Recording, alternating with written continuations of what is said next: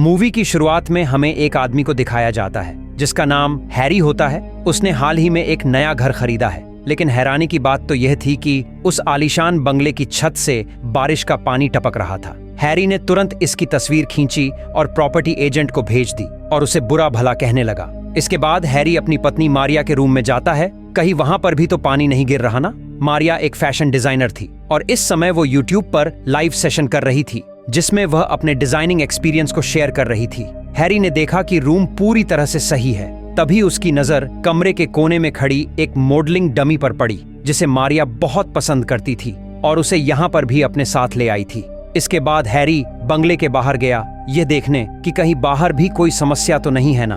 तभी उसका पड़ोसी आता है। वो हैरान था कि आखिर किसने खरीदा है। पड़ोसी हैरी से कहता है कि आज से कुछ साल पहले इस घर के पुराने मालिक ने अंदर ही आत्महत्या की थी। ये सुनकर हैरी पूरी तरह से हैरान रह गया क्योंकि प्रॉपर्टी एजेंट ने उसे यह जानकारी नहीं दी थी। घर के अंदर आकर हैरी लीकेज की तस्वीरें देखकर सोचने लगा।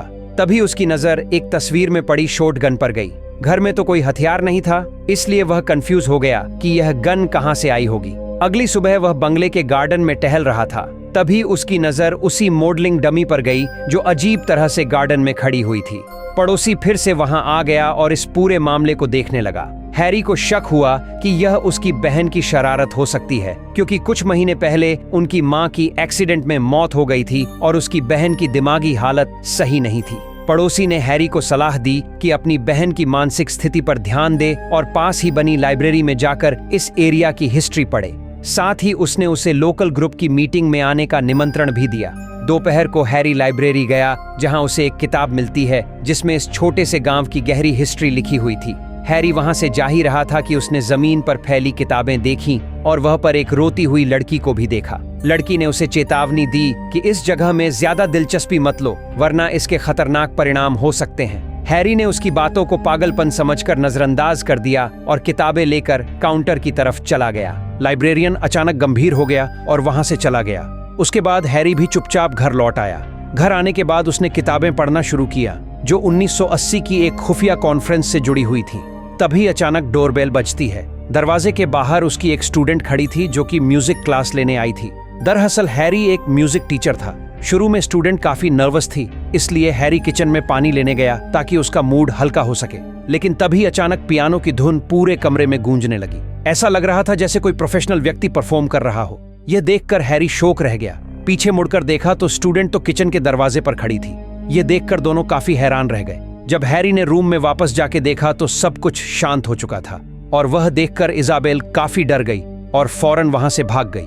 रात को हैरी अकेला था क्योंकि उसकी पत्नी मारिया ऑफिस के काम के लिए घर से बाहर गई हुई थी। इसीलिए वह पड़ोसी द्वारा बताई गई गार्डन क्लब की मीटिंग अटेंड करने चला गया। वहां एक बहुत ही सेंसिटिव और हैरान करने वाला टॉपिक पर चर्चा चल रही थी जिसे आमतौर पर इस गांव के लोग छूना भी पसंद नहीं करते थे। मीटिंग में सिर्फ 6 लोग थे। हैरी ने नोटिस किया कि लाइब्रेरी में काम करने वाला आदमी भी वहां आया हुआ था।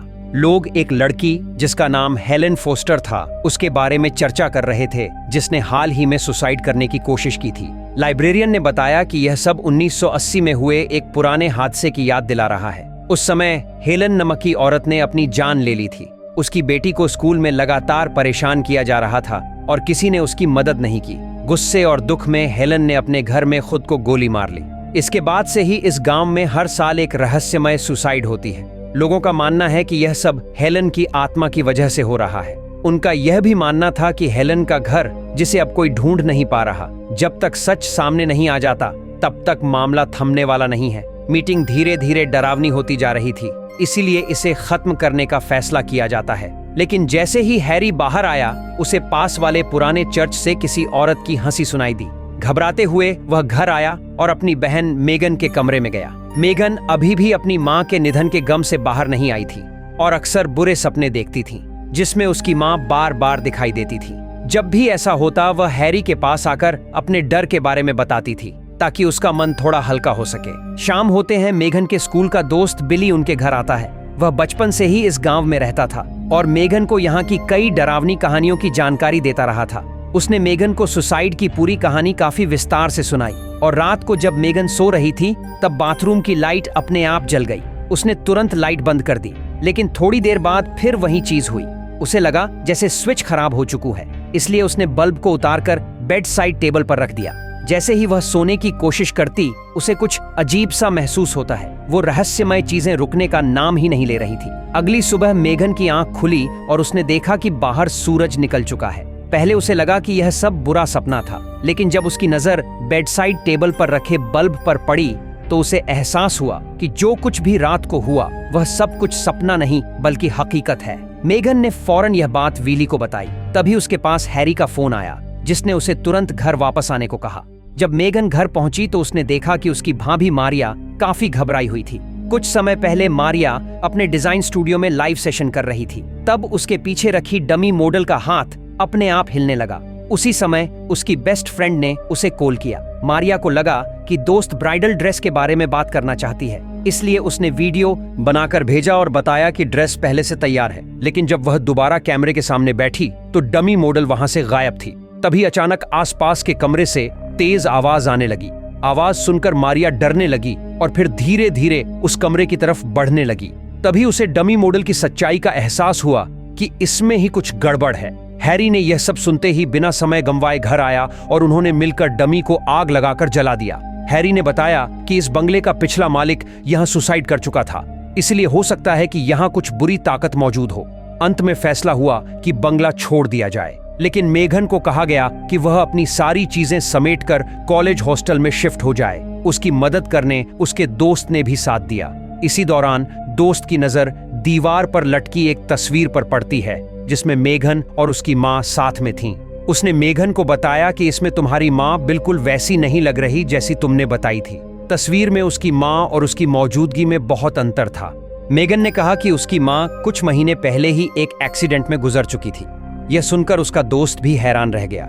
जिसके बारे में स्टूडेंट ने बताया था, वह देखकर मेघन काफी डर गई और फौरन वहां से भाग गई। नीचे किचन में बर्तन गिरने की आवाज सुनकर मेघन और मारिया दोनों डर गईं। घबराते हुए वे नीचे पहुंची, लेकिन कमरे का माहौल पूरी तरह बदल चुका था। ठंड कुछ ज्यादा ही थी और हवा अजीब ढंग से चल रही थी। यह सब देखकर मारिया बर्दाश्त नहीं कर पाई और किसी बहाने से बाहर चली गई।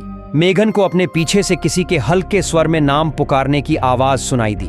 डरते हुए उसने पीछे मुड़कर देखा, लेकिन कुछ नजर नहीं आया। तभी अचानक मारिया वापस आ गई और उसे रोकने लगी, लेकिन मेघन ने कहा, मैं इस मिस्ट्री का पता लगाकर ही रहूंगी। इसके बाद दोनों घबराते हुए अपने अपने कमरों में भाग गईं।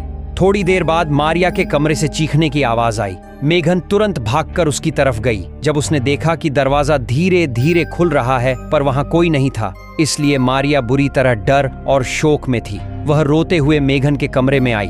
उसके चेहरे पर खौफ था और नाक से खून बह रहा था, लेकिन उसे खुद होश नहीं था कि यह सब उसके साथ क्यों हो रहा है। जब माहौल कुछ शांत हुआ तो मेघन का दोस्त वापस आया। तब उसके हाथ में एक पुराना नक्शा था और उसने बताया कि 1923 के प्लानर्स की किताब और शहर के मौजूदा नक्शे को मिलाकर उसने एक बहुत पुरानी जगह का सही पता खोज निकाला है। नाम था 825 फॉरेस्ट रोड, जो इस मूवी का भी नाम है। हैरी तय कर चुका था कि वह उस इंसान से खुद जाकर बात करेगा जिसने उसकी वाइफ के साथ धोखा किया है, लेकिन मेघन उसके साथ जाने की जिद करती है। तभी बाहर एक एजेंट आती है जो एक एड शूट के लिए मदद मांग रही थी। हैरी को जरूरी काम के कारण फौरन निकलना था, इसलिए मारिया एजेंट की मदद के लिए रुक जाती है। मेघन को कुछ गड़बड़ महसूस हो रही थी, इसलिए उसने अपने दोस्त से कहा कि वह मारिया के साथ रुक जाए। हैरी और मेघन उस पुराने एड्रेस 825 फॉरेस्ट रोड की तरफ निकल पड़ते हैं। रास्ते में हैरी ने कहा, अगर ये वही घर निकला तो मैं इसे आग लगा दूंगा। उधर मारिया एड शूट में एजेंट की मदद कर रही थी। अचानक एजेंट अजीब सी अनजान भाषा में बोलने लगी। दूसरी तरफ हैरी और मेघन जंगल से गुजरते हुए खंडहर जैसे घर तक पहुंच गए और खिड़की तोड़कर वे अंदर गए। पूरे घर की तलाश करने लगते हैं। मेघना धीरे धीरे ऊपर वाली मंजिल पर गई। उसने देखा कि हवेली अंदर से हैरी के घर जैसी ही थी।